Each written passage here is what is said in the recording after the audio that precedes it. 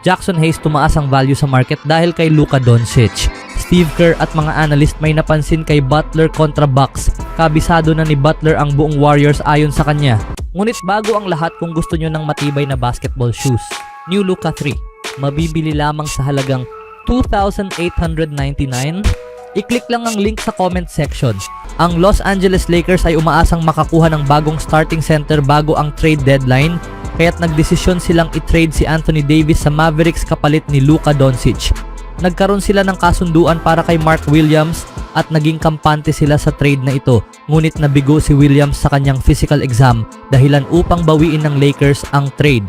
Dahil dito, si Jackson Hayes ang magiging starting center ng Lakers para sa natitirang bahagi ng season. Bagamat maraming nagsabing si Hayes ang magiging mahinang bahagi ng lineup, napatahimik niya ang kanyang mga kritiko. Naglalaro siya ng mahusay na basketball, isa sa mga pinakamagandang laro ng kanyang karir. Dahil sa pagdating ni Doncic at sa husay ng laro ni Hayes, naging isang lehitimong title contender ang Lakers.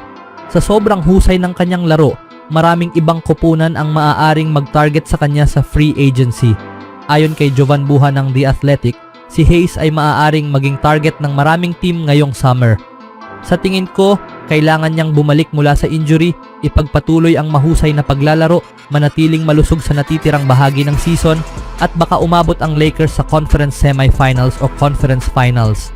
Kung magiging malaking bahagi siya ng tagumpay na iyon, siguradong maraming kupunan ang titingin sa kanyang pedigree bilang isang dating lottery pick, ang kanyang edad, ang kanyang skill set, at ang kanyang improvement upang subukang kunin siya mula sa Lakers. Bagamat gusto ng Lakers na panatilihin siya bilang backup center, naghahanap pa rin sila ng mas mahusay na starter sa posisyon na ito na siyang magiging top priority nila sa offseason. Kahit saan man siya mapunta, nakapagpataas na si Hayes ng kanyang market value. Ngunit kailangan niyang patunayan sa ibang koponan na kaya niyang manatiling malusog. Ang kalusugan ang naging pangunahing problema niya sa kanyang NBA career. Kung makakapaglaro siya ng maayos matapos bumalik mula sa injury, lalo pang tataas ang kanyang halaga sa free agency. Sa ngayon may average si Hayes na 6.8 points, 4.7 rebounds at 1.1 assists per game this season. Anong masasabi nyo kay Hayes, mga kaibigan? Sa ibang balita naman, sa gitna ng kaguluhan at sa sandaling tila nagkakawatak-watak ang Golden State Warriors, alam ni Jimmy Butler na kailangan niyang hukayin ang mas malalim na antas ng kanyang laro, higit pa sa kahit alinman sa kanyang unang 16 na laro kasama ang team. Mula sa pagtatapos ng ikatlong quarter hanggang sa buong ika-4 na quarter nitong araw ng Miyerkules sa Chase Center, kinuha ni Butler ang kontrol. Inalagaan niya ang bola, umiskor ng kinakailangan, pinakain ang kanyang mga kakampi kapag mas makabubuti at ginamit ang free throw line bilang kanyang teritoryo. Kasabay nito, pinatindi pa niya ang kanyang depensa. Sa kombinasyon ng agresibong laro ni Butler at walang kapagurang depensa ni Draymond Green laban kay Giannis Antetokounmpo, nagtagumpay ang Warriors kahit wala si Stephen Curry upang makuha ang isang mahalagang panalo laban sa Milwaukee Bucks. Kahit kanino sa kanilang dalawa ay karapat dapat sa headline, sabi ni Coach Steve Kerr tungkol kina Butler at Green. Si Draymond ay napakahusay sa depensa laban kay Giannis. Napakahusay niya para limitahan si Giannis sa 5 field goals lamang. Pinakita niya kung bakit isa pa rin siya sa pinakamahusay na defender sa mundo at kung bakit siya napakahalaga sa panalo ng koponan gabi-gabi. Hindi lang ito tungkol sa depensa, kundi pati sa kanyang leadership at energy. At si Jimmy, nilaro niya ang buong ika-4 na quarter at tuluyang kinuha ang laro.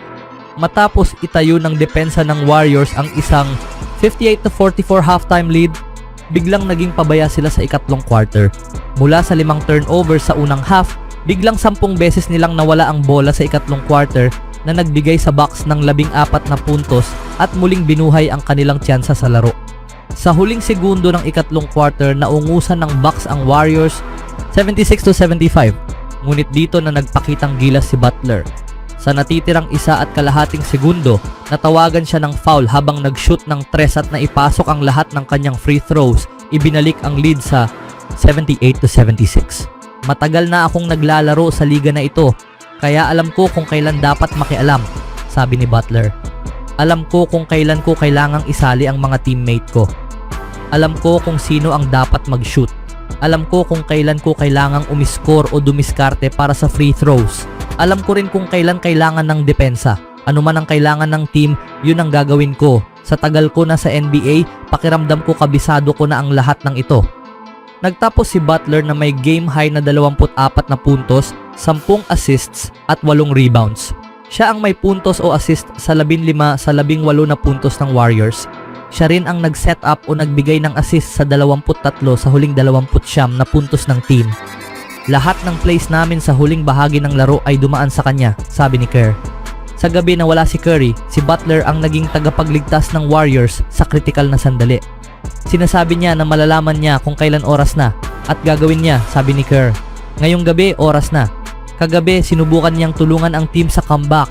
Ginagawa lang niya kung ano ang kinakailangan. At sa tingin ko, magandang pagkakataon ito para sa amin na maglaro ng wala si Steph. Dahil napilitan ang buong koponan na umangkop at dumaan kay Jimmy upang makita kung ano ang meron kami. Ito ay isang sulyap sa playoff Jimmy, ang alamat na nagbigay ng mga himala sa Miami. Sa natitirang 10 laro sa regular season, tiyak na umaasa ang Warriors na mas marami pang ganitong laro mula kay Butler kahit bago pa magsimula ang playoffs. Bukod kay Kerr, marami ring analyst ang nakapansin kay Butler. Isang ESPN analyst ang pinili ang Golden State Warriors bilang pangalawang pinakamalakas na team sa Western Conference. Ipinaliwanag ni Tim McMahon kung bakit naniniwala siyang may tsansa ang Warriors na tumaas pa sa standings sa nalalabing isang buwan ngayong NBA season na ito. Pipiliin ko ang Golden State dito, sabi ni McMahon nitong Miyerkules sa ESPN's NBA Today. Alam naman natin na totoo ang playoff Jimmy dahil nakita na natin ito noon. Pero higit sa lahat si Steph Curry kahapon, sinabi ni Steve Kerr kung gaano siya kapagod. Kailangan nilang bigyan siya ng pahinga para muling ma-recharge. Pero kahit pagod siya, naglalaro pa rin siya sa pinakamataas na antas. Siya at si Draymond Green, 4 na beses ng kampeon. Sa tingin ko, may sapat silang talento at karanasan para maging pinakamalaking banta sa Oklahoma City Thunder. Naging magandang performer rin kamakailan si rookie center Quinton Post kahit kulang pa rin sila ng sukat ang Warriors kumpara sa ibang top contenders.